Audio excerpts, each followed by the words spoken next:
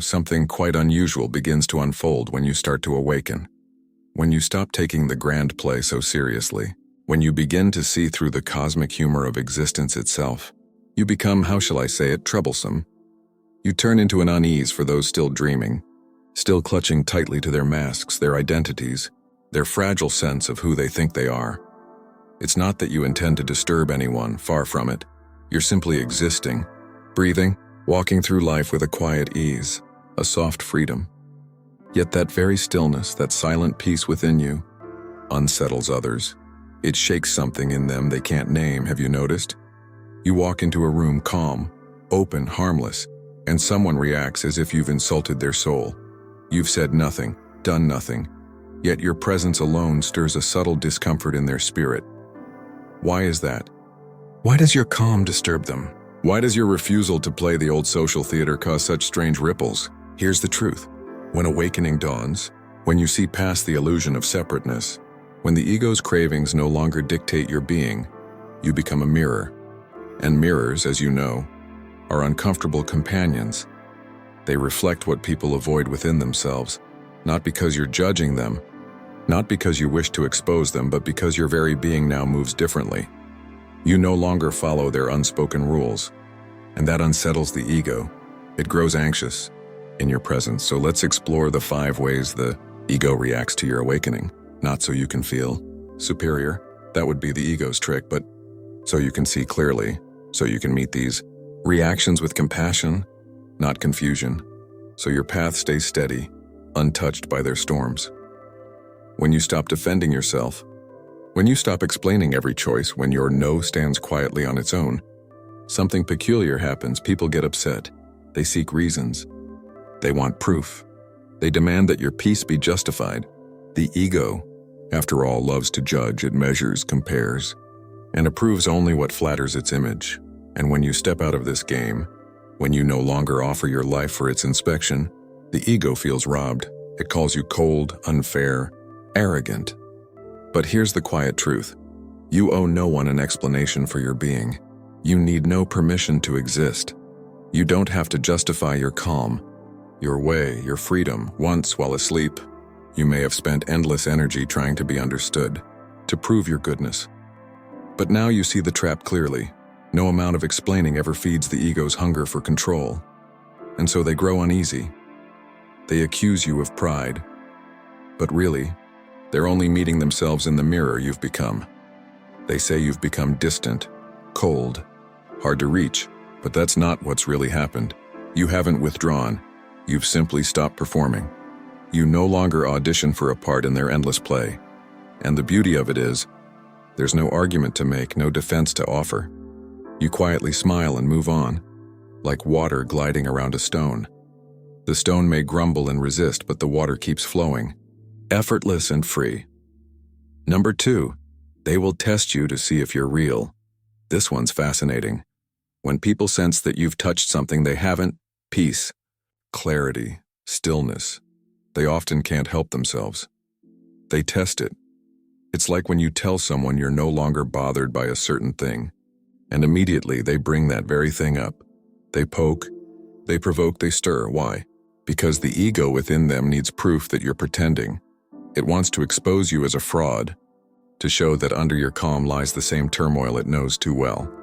If it can make you flinch, react, or lash out, it can relax again. See? You're no different from me. Then it can return to its slumber feeling safe.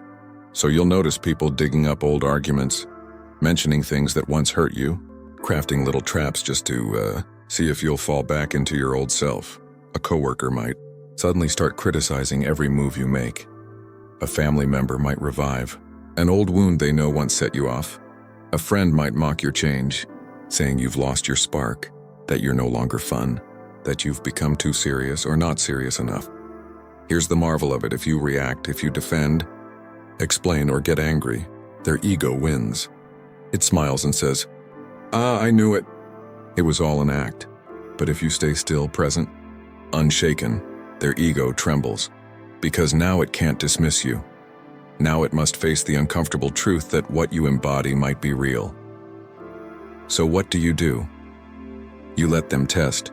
You let them poke and prod, Not out of pride, but out of peace, because now you see through the dream.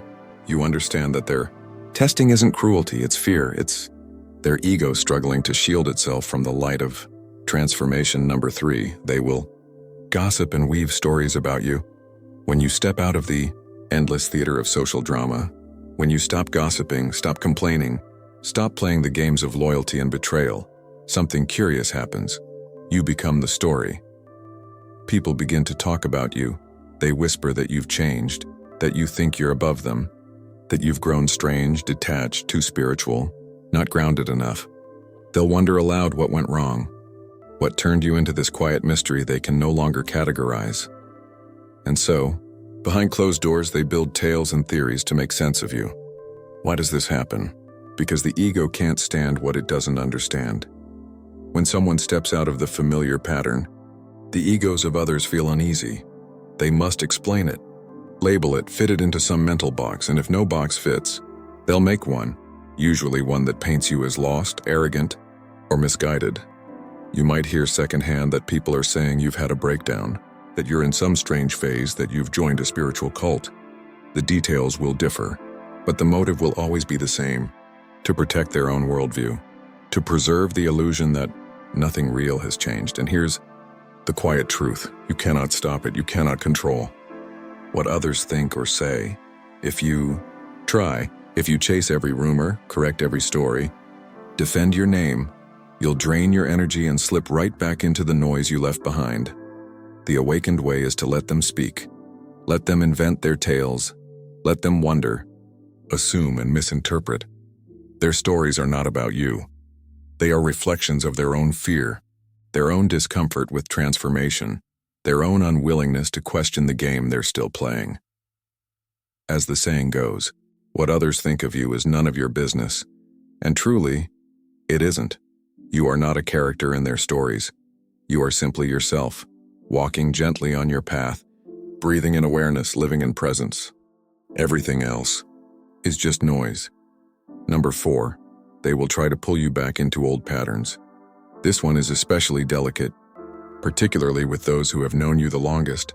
Family, childhood friends, people who remember the old you.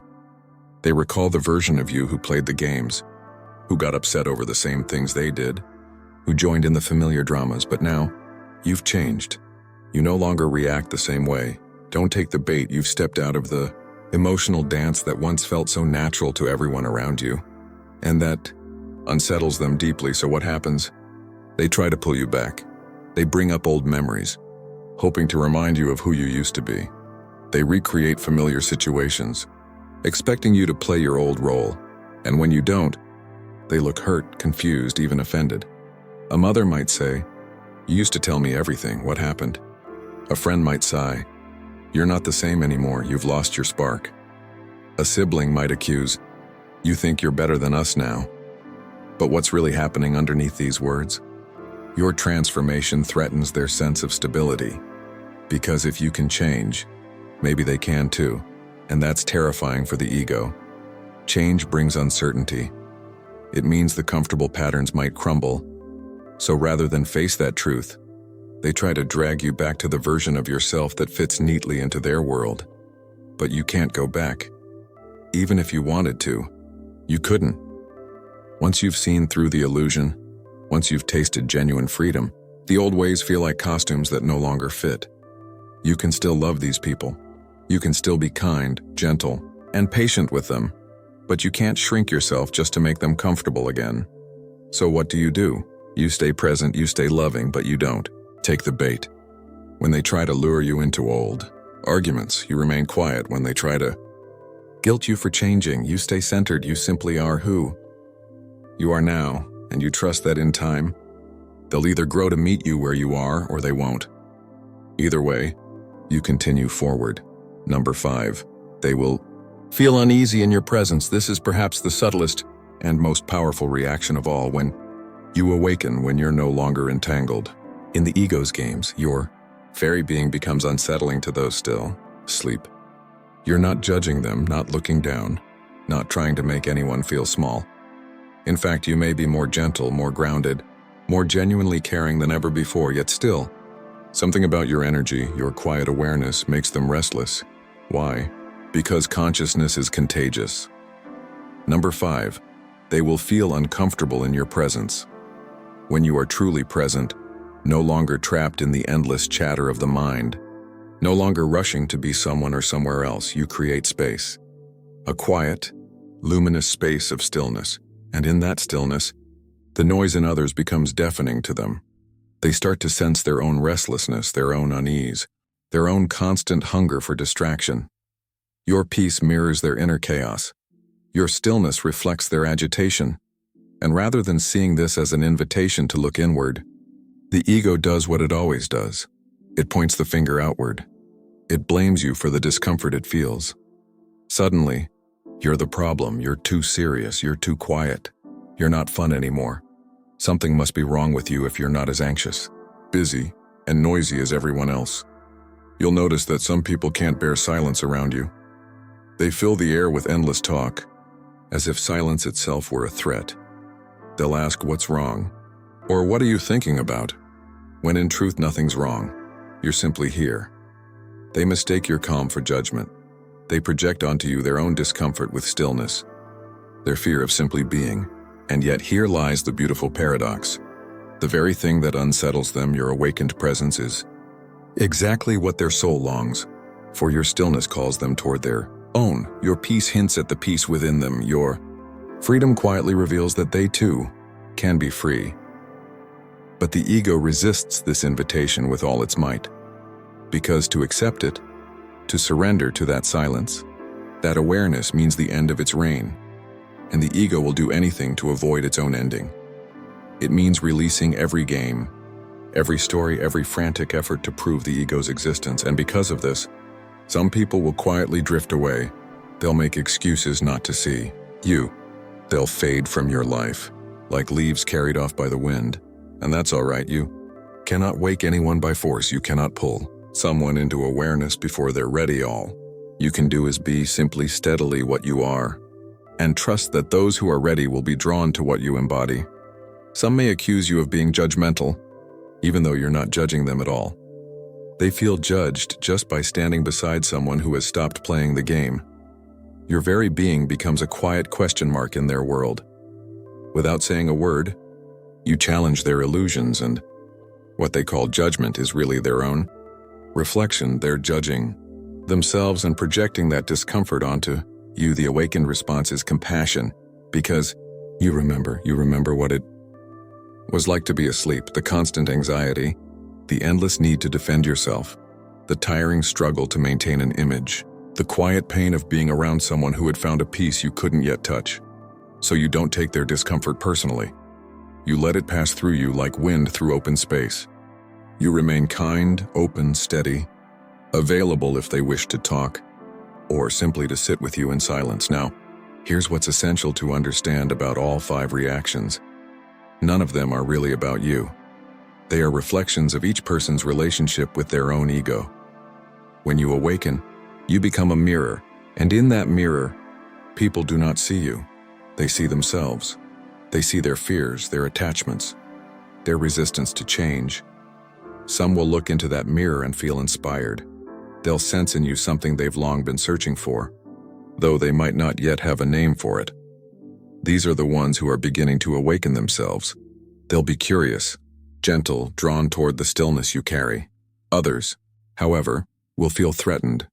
They'll react in one or more of the familiar ways, demanding explanations, testing you, gossiping, trying to pull you back, or growing uneasy in your presence. But all of it, every bit of it, is simply the ego defending its fragile identity against the possibility of transformation. The woman glaring at you in the grocery store isn't really seeing you. She's seeing her own unease reflected in your calm. The colleague who criticizes your every move isn't responding to your work. He's reacting to what your way of being reveals about his own. The family member who accuses you of arrogance isn't describing you at all. They're expressing their fear of what change might mean for them. So you stay compassionate, knowing that to live asleep is to suffer. You remember that quiet ache of the ego's constant vigilance, that restless need to defend, to prove, to be someone. You see their reactions for what they are, cries for help, the ego's desperate attempt to cling to the only identity it knows. And finally, most importantly, you do not dim your light to make others comfortable. You may feel tempted to soften your truth, to play small, to pretend to be who you once were so no one feels uneasy. But that serves no one. Your light, your awakened presence, is not a threat. It is a gift. A quiet offering to a world still dreaming. A reminder of what it looks like to truly be free something, isn't it? Even when your presence unsettles others, especially when it does, that discomfort serves a sacred purpose. It's the first tremor before awakening, the first crack in the shell of illusion. Discomfort is not an enemy. It's the beginning of seeing clearly. Fourth, you trust the process. You understand that awakening cannot be handed to anyone. It isn't something you can teach, force, or gift. Each soul must find its own way to the light. Your task is not to awaken others. Your task is simply to stay awake yourself.